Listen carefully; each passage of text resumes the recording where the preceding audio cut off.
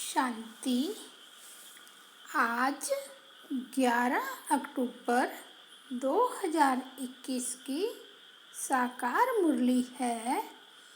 मीठे बच्चे, योग अग्नि से पापों को भस्म कर संपूर्ण सतो प्रधान बनना है। कोई भी पाप कर्म नहीं करना है। आज का प्रश्न है, सतयुग में ऊंच पद किस आधार पर मिलता है? यहाँ का कौन सा कायदा सबको सुनाओ? उत्तर है, सतयुग में पवित्रता के आधार पर ऊंच पद मिलता है। जो पवित्रता की कम धारणा करते हैं वह सतयुग में देरी से आते हैं और पद भी कम पाते हैं। यहाँ जब कोई आता है तो उन्हें कायदा सुनाओ, दे दान तो छूटे ग्रहण। 5 विकारों का दान दो तो तुम 16 कला संपूर्ण बन जाएंगे। तुम बच्चे भी अपने दिल से पूछो कि हमारे में कोई विकार तो नहीं है। ओम शांति। रूहानी बाप रूहानी बच्चों को समझाते हैं कि मनुष्यों को कैसे समझाओ कि अब स्वर्ग की स्थापना हो रही है। 5000 वर्ष पहले भी भारत में स्वर्ग था। लक्ष्मी नारायण का राज्य था। विचार करना चाहिए, उस समय कितने मनुष्य थे? सतयुग आदि में बहुत करके 9-10 लाख होंगे। शुरुआत में झाड़ छोटा ही होता है। इस समय जबकि कलयुग का अंत है तो कितना बड़ा झाड़ हो गया है। अब इसका विनाश भी जरूर होना है। बच्चे समझते हैं यह वही महाभारत लड़ाई है। इस समय ही गीता के भगवान ने राजयोग सिखलाया और देवी देवता धर्म की स्थापना की। संगम पर ही अनेक धर्मों का विनाश, एक धर्म की स्थापना हुई थी। बच्चे यह भी जानते हैं कि आज से 5000 वर्ष पहले भारत स्वर्ग था और कोई धर्म नहीं था। ऐसी नई दुनिया स्थापन करने बाप संगम पर आते हैं। अब वह स्थापन हो रही है। पुरानी दुनिया विनाश हो जाएगी। सतयुग में एक ही भारत खंड था और कोई खंड था नहीं। अभी तो कितने खंड हैं? भारत खंड भी है, परंतु इसमें आदि सनातन देवी देवता धर्म के है नहीं। वह प्राय लोप हो गया है। अब फिर परमपिता परमात्मा ब्रह्मा द्वारा स्थापना कर रहे हैं।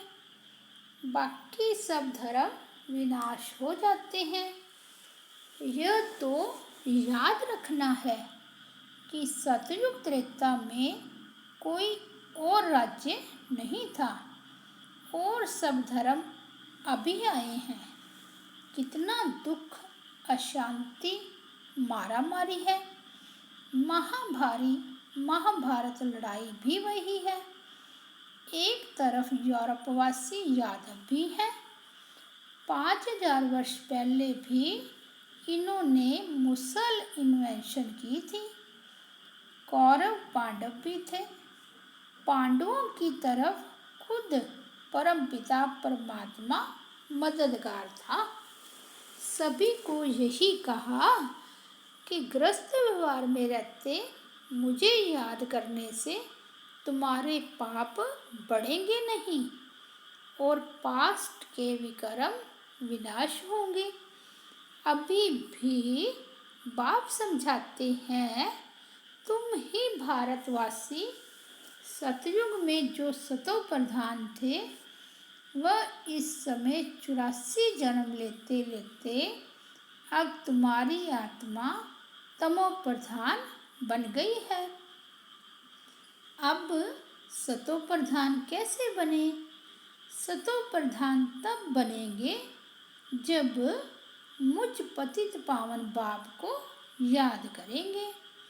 इस योग अग्नि से ही पाप भस्म होंगे और आत्मा सतो प्रधान बन जाएगी और फिर स्वर्ग में 21 जन्मों के लिए वर्षा पाएंगे। बाकी इस पुरानी दुनिया का विनाश तो होना ही है। भारत सतयुग में श्रेष्ठाचारी था और सृष्टि के आदि में बहुत थोड़े मनुष्य थे। भारत स्वर्ग था, दूसरे कोई खंड नहीं थे। अभी और धर्म बढ़ते बढ़ते झाड़ कितना बड़ा हो गया है और तमो प्रधान जड़ जड़ीभूत हो गया है। अब इस तमो प्रधान झाड़ का विनाश और नई देवी देवता धर्म के झाड़ की स्थापना जरूर चाहिए। संगम पर ही होगा। अभी तुम हो संगम पर। आदि सनातन देवी देवता धर्म का अभी सैंपलिंग लग रहा है। पतित पावन मनुष्यों को बाप पावन बना रहे हैं, वह फिर देवता बनेंगे। जो पहले नंबर में थे, जिन्होंने 84 जन्म लिए हैं, वही फिर पहले नंबर में आएंगे। सबसे पहले देवी देवताओं का पाठ था, वही पहले बिछड़े हैं, फिर उन्हों का ही पाठ होना चाहिए ना। सतयुग में है ही सर्वगुण संपन्न। अभी है विशेष वर्ड, रात दिन का फर्क है। अभी विशेष वर्ड को वॉइसलेस वर्ड कौन बनाए? पुकारते भी हैं, हे पावन बनाने वाले आओ। अभी वह आया है। बाप कहते हैं, हम तुमको वॉइसलेस बना रहे हैं। इस विशेष दुनिया के विनाश के लिए लड़ाई लगनी है।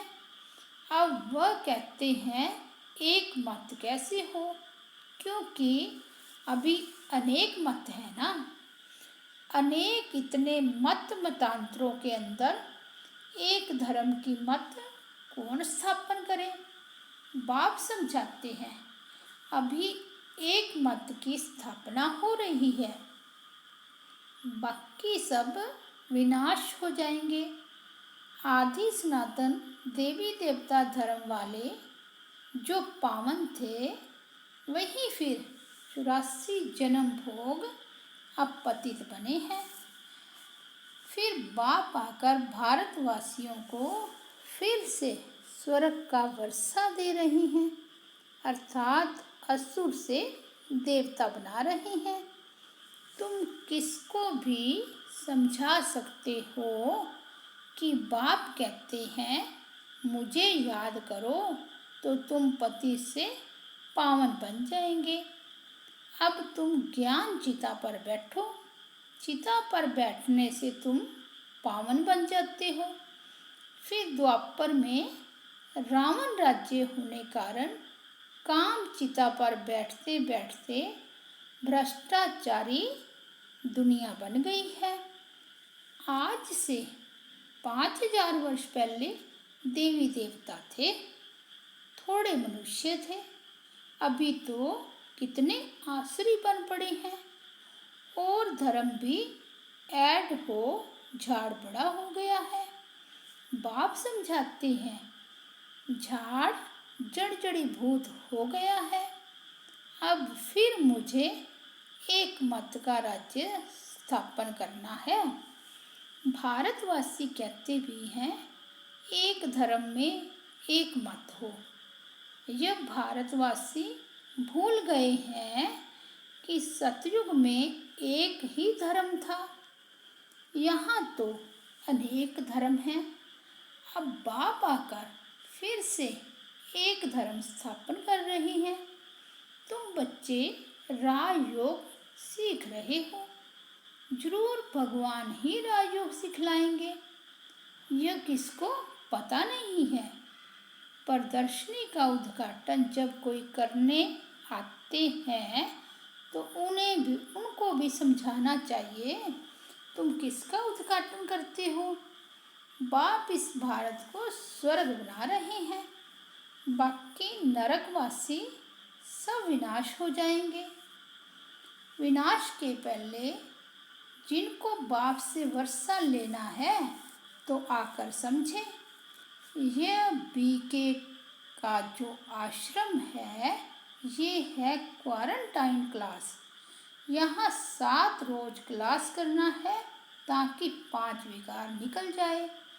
देवताओं में ये विकार होते नहीं। अब यहाँ 5 विकारों का दान देना है, तब ग्रहण छूटेगा। दे दान तो छूटे ग्रहण। फिर तुम 16 कला संपूर्ण बन जाएंगे। भारत सतयुग में 16 कला संपूर्ण था। अभी तो कोई कला नहीं रही है, सब कंगाल बन पड़े हैं। कोई ओपनिंग करने आते हैं, बोलो यहाँ का कायदा है। बाप कहते हैं दे 5 विकारों का दान तो छूटे ग्रहण। तुम 16 कला संपूर्ण देवता बन जाएंगे, पवित्रता अनुसार पद पाएंगे। बाकी अगर कुछ ना कुछ कला कम रह गई तो जन्म भी देरी से लेंगे। विकारों का दान देना तो अच्छा है ना। चंद्रमा को ग्रहण लगता है तो आगे ब्राह्मण लोग दान देते थे। अभी तो ब्राह्मण बड़े आदमी हो गए हैं, गरीब लोग तो बेचारे भीख मांगते रहते, पुराने कपड़े आदि भी लेते रहते। वास्तव में ब्राह्मण पुराने कपड़े नहीं लेते, उनको नया दिया जाता है। तो अब तुम समझाते हो भारत 16 कला संपूर्ण था, अब आयरन एज्ड हो गया है। 5 विकारों का ग्रहण लगा हुआ है। अभी तुम जो 5 विकारों का दान दे यह अंतिम जन्म पवित्र रहेंगे तो नई दुनिया के मालिक बनेंगे। स्वर्ग में बहुत थोड़े थे, पीछे वृद्धि को पाया है। अब तो विनाश भी सामने खड़ा है।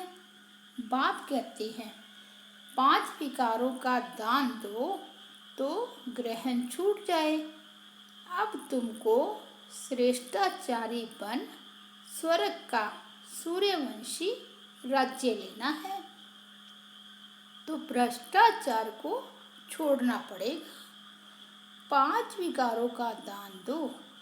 अपनी दिल से पूछो, हम सर्वगुण संपन्न संपूर्ण निर्विकारी बने हैं।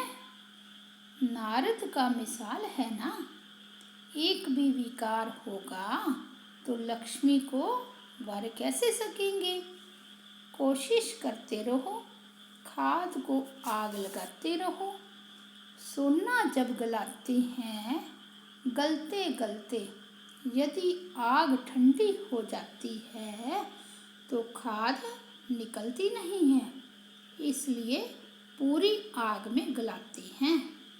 फिर जब देखते हैं किचड़ा अलग हो गया है तब कारब में डालते हैं। बाप अब खुद कहते हैं कोई भी विकार में मत जाओ, तीव्र वेग से पुरुषार्थ करो।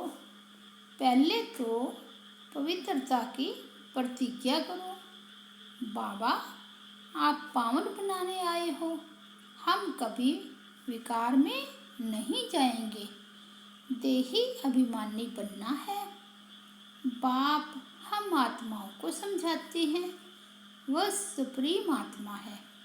तुम जानते हो हम पतित हैं, आत्मा में ही संस्कार रहते हैं। मैं तुम्हारा बाप तुम आत्माओं से बात करता हूँ। ऐसा कोई नहीं कह सकता मैं तुम्हारा बाप परमात्मा हूँ। मैं आया हूँ पावन बनाने। तुम पहले पहले सतो प्रधान थे, फिर सतो रजो तमो में आए, तमो प्रधान बने हो। इस समय 5 तत्व भी तमो प्रधान हैं, इसलिए दुख देती है। हर चीज दुख देती है। यही तत्व जब सतो प्रधान होते हैं तब सुख देते हैं। उसका नाम ही है सुखधाम। यह है दुखधाम। सुखधाम है बेहद के बाप का वर्षा, दुखधाम है रावण का वर्षा। अब जितना श्रीमत पर चलेंगे उतना ऊंच बनेंगे, फिर प्रसिद्ध हो जाएंगे कि कल्प कल्प यह ऐसे ही पुरुषार्थ करने वाले हैं। यह कल्प कल्प की बाजी है। जो जास्ती पुरुषार्थ कर रहे हैं वह अपना राज्य भाग्य ले रहे हैं। ठीक पुरुषार्थ नहीं किया होगा तो 3rd ग्रेड में चला जाएगा। प्रजा में भी पता नहीं क्या जाकर बनेगा।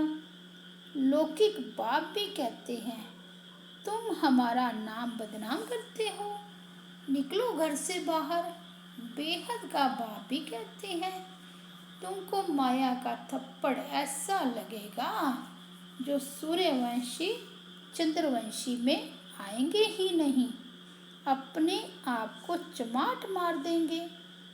बाप तो कहते हैं वारिस बनो, राज तिलक लेना चाहते हो तो मुझे याद करो और औरों को भी याद दिलाओ तो तुम राजा बनेंगे। नंबरवार तो होते हैं ना। कोई बैरिस्टर एक एक केस का लाखों रुपया कमाते हैं और कोई कोई को देखो पहनने के लिए कोट भी नहीं होगा। पुरुषार्थ पर मदार है ना। तुम भी पुरुषार्थ करेंगे तो ऊंच पद पाएंगे। मनुष्य से देवता बनना है, चाहे मालिक बनो चाहे प्रजा बनो। प्रजा में भी नौकर चाकर बनेंगे। स्टूडेंट की चलन से टीचर समझ जाते हैं। वंडर ये है जो पहले वाले से पिछाड़ी वाले तीखे चले जाते हैं, क्योंकि अभी दिन प्रतिदिन रिफाइंड पॉइंट्स मिलती रहेगी। सैम्पलिंग लगाते जाते हैं। पहले वाले तो कई भगंती हो गए, न्यू ऐड होते जाते हैं, नई नई पॉइंट्स मिलती जाती है। बहुत युक्ति से समझाया जाता है। बाबा कहते हैं बहुत गुहे गुहे रमणीक बातें सुनाते हैं जिससे तुम झट निश्चय बुद्धि हो जाओ। जहाँ तक मेरा पार्ट है तुमको पढ़ाता रहूँगा। यह भी ड्रामा में नूंद है। जब कर्मातीत अवस्था को पाएंगे तब पढ़ाई पूरी होगी, बच्चे भी समझ जाएंगे। पिछाड़ी में इम्तिहान की रिजल्ट मालूम होती है ना। इस पढ़ाई में नंबर 1 सब्जेक्ट है पवित्रता की। जब तक बाबा की याद नहीं रहती है, बाप की सर्विस नहीं करते हैं, तब तक आराम नहीं आना चाहिए। तुम्हारी लड़ाई है ही माया के साथ। रावण को भल जलाते हैं परंतु जानते नहीं हैं कि ये है कौन। दुशहरा बहुत मनाते हैं, अभी तुमको वंडर लगता है।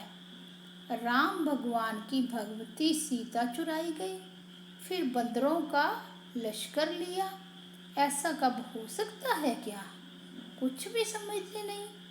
तो जब प्रदर्शनी में आते हैं, पहले पहले बताना चाहिए, भारत में ये लक्ष्मी नारायण का राज्य था। तब कितने मनुष्य होंगे? 5000 वर्ष की बात है। अभी कलयुग है। वही महाभारी महाभारत लड़ाई भी है। बाप आकर राजयोग सिखलाते हैं, विनाश भी होगा। यहाँ एक धर्म एक मत अथवा पीस कैसे हो सकती है? जितना माथा मारते हैं एक मत होने के लिए, उतना ही लड़ते हैं। बाप कहते हैं, अब मैं उन सब को आपस में लड़ाए माखन तुमको दे देता हूँ। बाप समझाते हैं, जो करेगा सो पाएगा। कोई कोई बच्चे बाप से भी ऊंच बन सकते हैं। तुम मेरे से भी साहूकार विश्व के मालिक बनोगे। मैं नहीं बनूंगा। मैं तुम बच्चों की निष्काम सेवा करता हूँ। मैं दाता हूँ। ऐसे कोई मत समझे हम शिव बाबा को 5 रुपया देते हैं, परंतु शिव बाबा से 5 पदम स्वर्ग में लेते हैं। तो क्या ये देना हुआ? अगर समझते हैं कि हम देते हैं, यह तो शिव बाबा की बड़ी इंसल्ट करते हैं। बाप तुमको कितना ऊंच बनाते। तुम 5 रुपया शिव बाबा के खजाने में देते हो, बाबा तुमको 5 करोड़ देते हैं, कौड़ी से हीरे जैसा बना देते हैं। ऐसा कब संशय नहीं लाना कि हमने शिव बाबा को दिया। यह कितना भोलानाथ है, ये कभी ख्याल नहीं आना चाहिए हम बाबा को देते हैं। नहीं, शिव बाबा से हम 21 जन्मों के लिए वर्षा लेते हैं। शुद्ध विचार से नहीं दिया तो स्वीकार कैसे होगा? सब बातों की समझ बुद्धि में रखनी चाहिए। ईश्वर अर्थ दान करते हैं, वह कोई भूखा है क्या? नहीं समझते हैं हमको दूसरे जन्म में मिलेगा।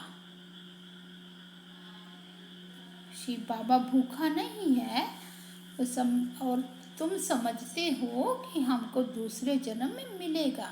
अभी तुमको बाप कर्म अकर्म विकर्म की गति बैठ समझाते हैं। यहाँ जो कर्म करेंगे सो विकर्म ही होगा, क्योंकि रावण राज्य है। सतयुग में कर्म अकर्म हो जाता है। हम तुमको अभी उस दुनिया में ट्रांसफ़र करते हैं जहाँ तुमसे विकर्म होगा ही नहीं। बहुत बच्चे हो जाएंगे, फिर तुम्हारे पैसे भी क्या करेंगे? हम कच्चा सराफ नहीं हूँ जो लेवें और काम में ना आए फिर भर कर देना पड़े। मैं पक्का सराफ हूँ, कह देंगे ज़रूरत नहीं है।